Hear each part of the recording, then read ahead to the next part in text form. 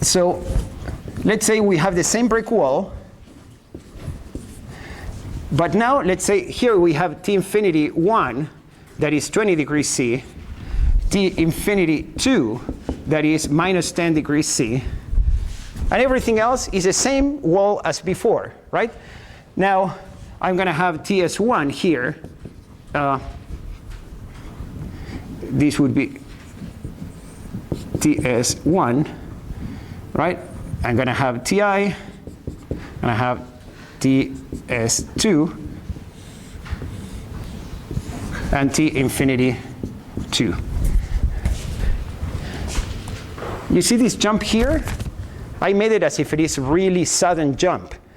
But in reality, this jump happens gradually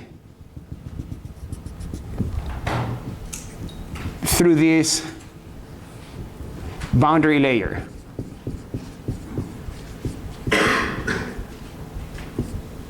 So if the air inside the house is stagnant, how thick is that boundary layer? More or less 3 millimeters, right? We've been, right? And here outside, we have outside boundary layers. So actually, the jump is through this boundary layer.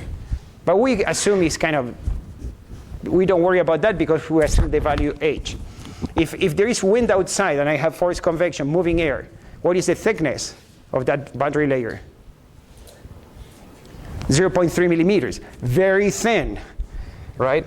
So if you have a textured wall, he's like going all through a texture, it's that boundary layer, right? All right, so this is getting like to be real. What is the equivalent circuit in this case? Okay, we have R1 and R2, right? This is 1, this is 2. What else do we have? How do I account for the convection? So I would have a resistance.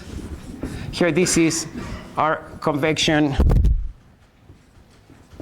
2, our convection 1. And this is T infinity 1, T infinity 2. We agree that this is Ti. Where is TS1? Yes, thank you. This is TS1, and same TS2 here. So you see, if you were to look only at this, you'd say, hey, I chose ChE, not double E. But this actually explains everything about the heat exchangers and fouling. All right, I'm using a wall because everybody has seen a wall, right? And not everybody has seen a heat exchanger. This problem is if I didn't teach you this thing about thermal resistance, this problem would take you at least a day to solve, if I didn't teach you this. Unless you're so smart that you invent the concept of thermal resistance in 1 hour and then you solve it in the other 10 minutes. But, so, all right, in this case, we know this. This is the same equation we wrote before. Same, because it's a wall. That's the beauty. But now, this is going to be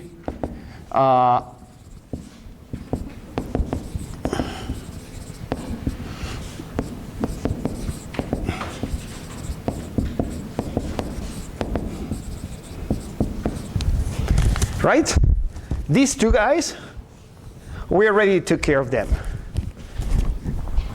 How do I calculate R double prime convection 1?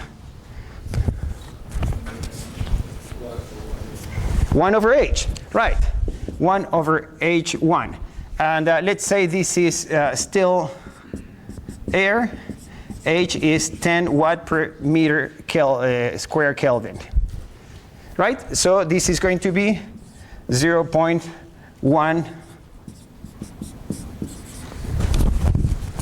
And let's say forced air, which means wind, right? Before we move any farther, of these two resistances, do you think they're equally important? Those two. Which one matters most? First of all, if you talk about the dominant, one has to be much bigger than the other. Let's say 10 times bigger, it's okay, right?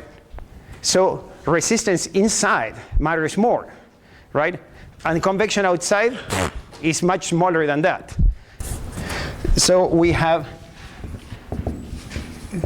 the total resistance is convection outside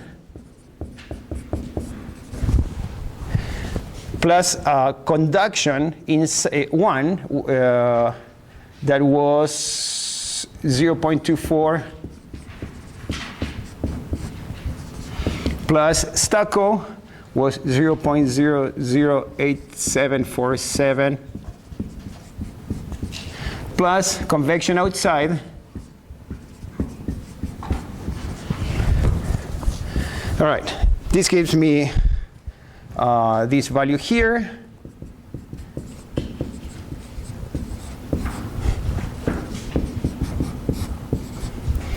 And so I can calculate Q double prime based on the equation we have. And this is 83.64 watts per meter square, right? Q for this wall would be 1254 watts. And that would mean $12 a month in gas, right? So what is the point here? If I account now for the same wall we discussed, but I say, hey, wait a second, the wall is not at 20 degrees. The wall is somewhat colder, right? Because I have this additional insulation of convection inside, right? And essentially what this says, still air inside your house is saving you $5 a month. But this is an Argentinian wall. In Canada, we make walls that are much more insulating than this. Other thing, as we see this, we said stucco. This was the resistance of the stucco. Who cares? Forced convection of the wind. Who cares? In the end, all we have is this wall and convection. And in reality, resistance of the wall should have been a lot higher. It should have been drywall and this Pink Panther and all that stuff that makes it really insulating, right? I said, let's say it's brick, because it's never minus 20 outside in places with brick walls. We have just looked into a very, very complex problem. But I want to ask you one more question here. I'm better than ask you. Well, let's see. All right, I know my air inside is at 20. I know my air outside is at minus 10. What is the temperature of the wall? So this is what you do. You know that heat is going like this, right? The temperature loss across convection, right? I know how to calculate it because I can say T infinity 1 minus TS1, right? That's the temperature drop across of convection equals this Q double prime times, this is amazing. This question of what is the temperature of the wall, you would be going in circles for weeks without this concept of thermal resistance. If you want to start applying, I don't know, Fourier's law and everything, yes, you arrive here after a week. But in engineering, we figure this out, right? So, okay, so TS1 would be T infinity 1 minus, and if you plug the numbers, that gives you that the wall is at 11.64 degrees C. Feels colder. You would know this because the outside walls in your house that give to the outside, you see that they are colder if you touch them. They should not be at 11 degrees, right? We do better here. All right. But there's another interesting thing. If we do similarly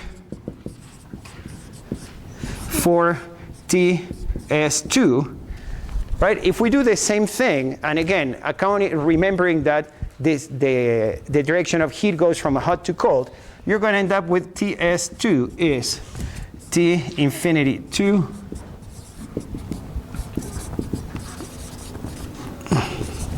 here is a plus, right? Because you see, I'm losing the direction in which we're dropping the temperature is towards the outside. So I go from here higher.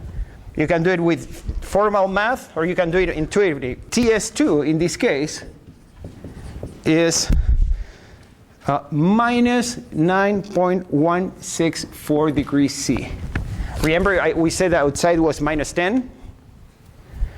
And this is pretty much the same, right? And what is the take-home lesson from this? The take-home lesson here is very important, because we're going to be using this concept later on in the class. When you have very strong convection, right, this resistance is very small, right? If this resistance is very small, these two temperatures, voltages if you want to think it that way, but it's as if it wasn't there, right? As if you have just a direct path, right? And this is very important, because we're going to have many problems in which you say, we have formulas for the surface temperature based on the surface temperature. And I don't know what the surface temperature is, but you know you have a lot of convection. So you say, you know what? I don't know what my surface temperature is, but I know it's pretty damn close to the temperature of the fluid outside. And then you do your calculation, and you're a happy person.